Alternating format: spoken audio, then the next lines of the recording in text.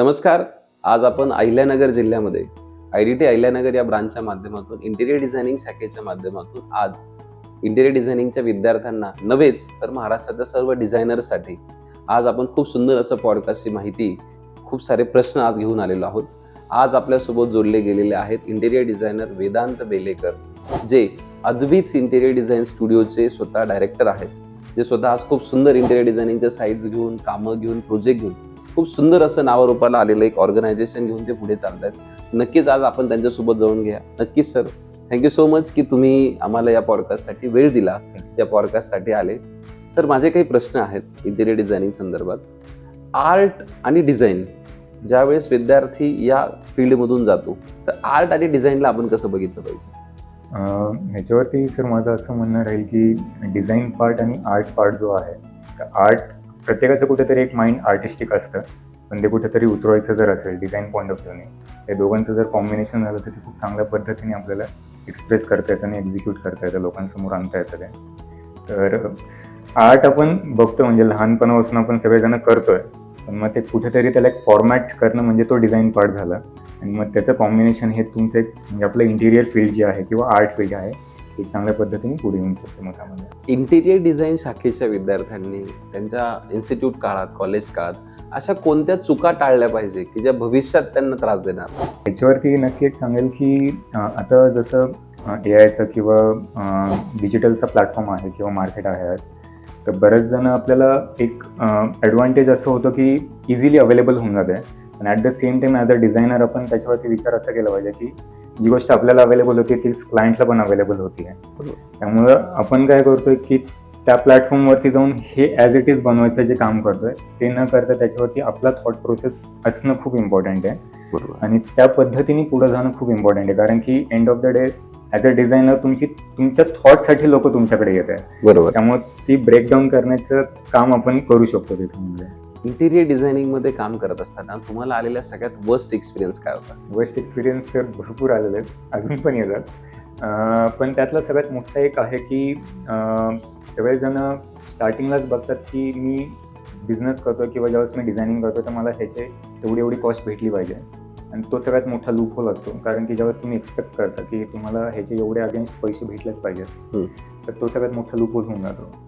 Eventually तुम्हाला ते भेटणारच आहे, कारण की उद्या तुमचं नाव झाल्यानंतर तुम्हाला लोक तशी कामं देणारच आहे. स्टार्टिंगला फक्त तो माइंडसेट नसला पाहिजे. पण हां, त्याचा कुठेतरी एक डिसएडव्हान्टेज झालेला आहे की कुठेतरी कॉस्टिंगला घेऊन किंवा काही वेळेस असं पण होतं की आपण सगळं केलेलं आहे.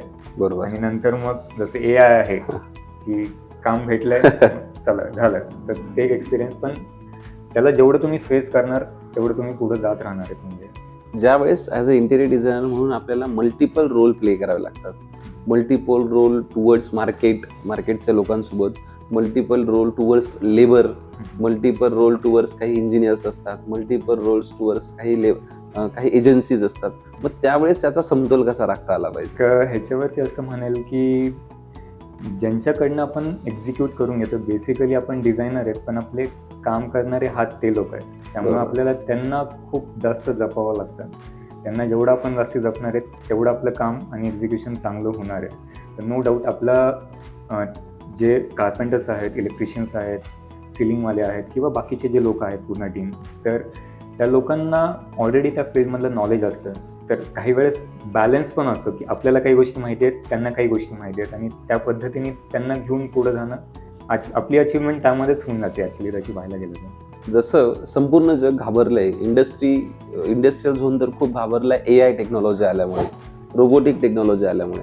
तुम्हाला असं वाटतं का की भविष्यात AI आल्यामुळे, रोबोटिक टेक्नॉलॉजी आल्यामुळे इंटिरियर डिझायनिंग क्षेत्रावर काही परिणाम मी असं म्हणेल की होऊ शकतो, पण कारण की इझिली अवेलेबल झाले. पण मगाशी जसं म्हणलं की तुमची थॉट प्रोसेस ही तुमची आहे. बरोबर. त्यामुळे तो सॉफ्टवेअर यूज करणारा माणूस जो आहे, म्हणजे क्लायंट पण यूज करतो आणि डिझायनर पण यूज करतो, त्यामुळे थॉट डिझायनरच्या डोक्यात आहे, त्या क्लायंटच्या डोक्यात तो थॉट नाही आहे.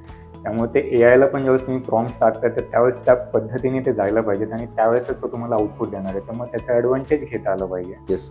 तुमच्या नजरेत अपयशाची व्याख्या काय? गिव्हअप नाही करता आलं पाहिजे कधीच, कारण की अपयश हे येणारच आहे. तुम्ही किती जरी आज चांगल्या लेवलला काम करत असाल, पण समोरच्याचं माइंडसेट माहीत नाही, कारण की आपण एंड ऑफ द डे आपण सर्व्हिस इंडस्ट्रीमध्ये आपण लोकांसाठी काम करतोय.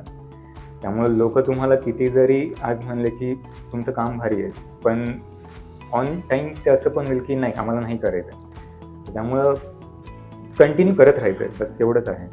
जेव्हा आता आमच्याकडे 12वीचे विद्यार्थी ऍडमिशनसाठी येतात, ऍडमिशनला यायच्या आधी 12वीच्या विद्यार्थ्यांनी काय काय गोष्टी बघितल्या पाहिजे ऍडमिशन घेताना? ह्याच्यावरती मी असं सांगेल की बऱ्याच मुलांचं स्पेसिफिकली थॉट प्रोसेस क्लिअर असतो की मला ह्याच फील्डमध्ये जायचं आहे. पण बऱ्याच जणांचं असं असतं की माझे पेरेंट्स सांगतात किंवा पेरेंट्सचं म्हणणं असतं की नाही ह्यांना ह्या फील्डमध्ये काम करायचं आहे. तर माझं म्हणणं असं आहे की त्या मुलांनी पहिले त्यांचं थॉट प्रोसेस क्लिअर केलं पाहिजे.